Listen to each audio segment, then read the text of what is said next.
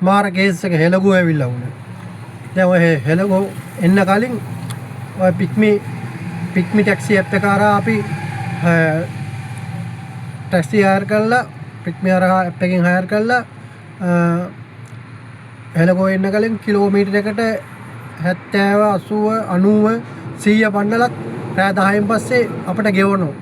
නමුත් මේ හෙළගුව ආවට පස්සේ හෙළගුව කස්ටමර්ට ඩිස්කවුන්ට් දෙන්න ගත්තට පස්සේ සම්පූර්ණයෙන්ම පික්මිලගේ අර රෑ 10න් පස්සේ තියවිච්ච රේට් එක ගොඩාක් අඩු කරලා ගොඩාක් බැහැලා තියෙනවා. ඒ කියන්නේ 62ට 70 ගණන් වලට මම දැන් ටීකට ඉස්සෙල්ලා Uber එකේ බලනකොට හයර් එක එනවා 49ට රේට් එක. හරිද? මේ රෑ 10න් පස්සේ 49ට එනවා රේට් එක. මේ හයර් එකක් එනවා. හරිද? ඉතින් බලන්නකෝ ඉතින් කොහොමද මේවා ධාවනය කළා මේ වාහනය නඩත්තු කරන්නේ කියලා කිසිම තේරුමක් නැහැ මේවා. මේකට හේතුව තමයි මේ දැන් මේ ටැක්සි ෆීල්ඩ් එකේ ගොඩක් පරණයි පික්මි අවුරුදු 10කට එහා. එතකොට Uber එකක් අවුරුදු 7ක් 8ක් වෙනවා මම දන්න තරමින් ලංකාවේ පිටරට නෙවෙයි. හරිද?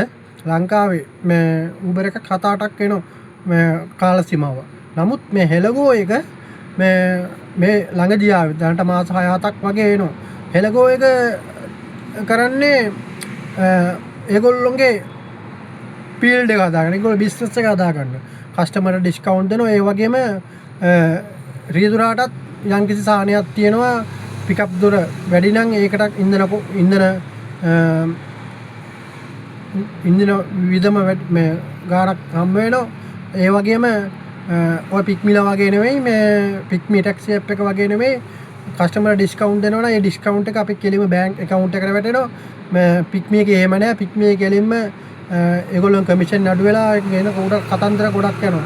හැබැයි හෙළගෝ ඇප් එක හරි පැහැදිලි. ඒකේ විස්තර ඔක්කොම අපේ හෙළගෝ ඩ්‍රයිවර් ඇප් එක ගත්තාම පැහැදිලිව ඒක බලා ගන්න පුළුවන්. කොහොම වුණත් මේ ඔක්කොම හෙළගෝද පික්මිද Uberද මේ ටැක්සි ඇප් තුනම ධාවනය කරන අපේ රියදුරු මහත්තුරු. මේ රියදුරු මහත්තුරු මේවා ධාවනය කරනකොට තේරුම් ගන්න ඕන එක දෙයක් තමයි කොයි ටැක්සි ඇප් එකද ලාභ. එක්කෙනෙක්ට දෙන්නෙක්ට මේ වැඩේ කරන්න බෑ. සමූහයක් වශයෙන් එකතු වෙලා මේක හරියන ටැක්සි ඇප් එක. ඒ කියන්නේ රියදුරාටත් පැසෙන්ජර්ටත් සාධාරණයක් කරන්න පුළුවන් ටැක්සි ඇප් එක මොකද්ද? මම දන්න තරමින් නම් හෙළගෝ තමයි. හරිද? ඒකේ දැනට තියෙන තත්ත්වය නේ හෙළගෝ තමයි දැනට තියෙන තත්ත්වය නේ මට දෙන්න පුළුවන් පොස්ට් එක හෙළගෝට. ඒ කියන්නේ කස්ටමර්ටත් රියදුරාටත් සහනයක් දෙන ඇප් එක. හරිද? මේ පික්මි Uber ඇත්තටම ඒගොල්ලෝ කමිෂනුත් වැඩි. දැන් සමහර අපේ ඩ්‍රයිවර්ලා කියනවා ඒගොල්ලන්ට 100ට 5යි කියලා වැටෙන්නේ. ඒ 100ට 5 වැටෙන්නේ 10000ක රුපියල් 10000ක ටාගට් එකට ගියොත් නේ. ටාගට් එකට ගියොත් තමයි 100ට 5 වැටෙන්නේ. අපි කියමු රුපියල් 7000ක් 8000ක ඔය එතකොට 100ට 5ට වැටෙන්නේ නැහැ නේ. අන්න එතරම්නේ ප්‍රශ්නේ තියෙන්නේ. හෙළගෝ එක එහෙම නැහැ. හෙළගෝ එක රුපියල් 1000ක් කිව්වත් 100ට 7යි. 10000ක් කිව්වත් 100ට 7යි. ඔහොම තමයි ඒගොල්ලෝගේ කමිෂන් එක. හරිද?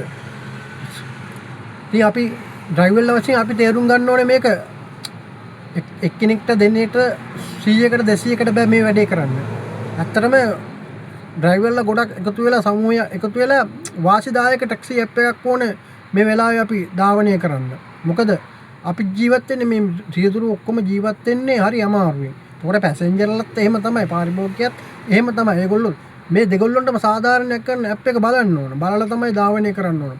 දැන් අපි උදාහරණයක් වශයෙන් ගත්තාම පස්සේ මේ දැන් අපිට පුළුවන් ද මේ ඔයාලා දන්නවද සාමාන්‍ය රියදුරන් වශයෙන් වාහනයක් පදින රියදුරන් වශයෙන් තිරෝදරටයක් පදින අපි ක්ලච් කේබල් එකක් දාන්න කිව්වොත් ක්ලච් කේබල් එකක් කීයද? එතකොට අපි ඇණයක් දාගන්න කිව්වොත් එන්ජින් රිපෙයාර් එකක් ආවොත් සර්විස් එකකට දැන් ඔයිල් ගණන් කොහමද? ඔයිල් ලීටරයක් කීයද? මේවට දාන ඔයිල් ලීටරයක් ෆිල්ටරයක්. එතකොට පැච් එකක් දාගන්න කිව්වොත් කොච්චර වියදමක්ද තේරුම් ගන්න ඕන.